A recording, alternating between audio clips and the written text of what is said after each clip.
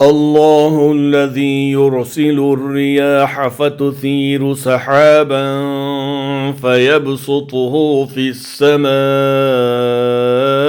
كيف يشاء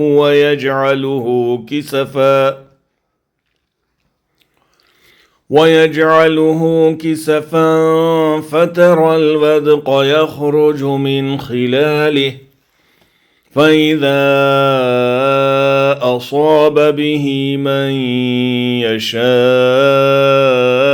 من عباده إذا هم يستبشرون।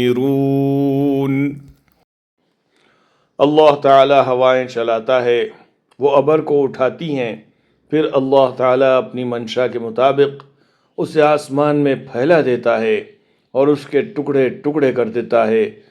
फिर आप देखते हैं उसके अंदर से कतरे निकलते हैं और जिन्हें अल्लाह चाहता है उन बंदों पर वो पानी बरसाता है तो वो खुश खुश हो जाते हैं।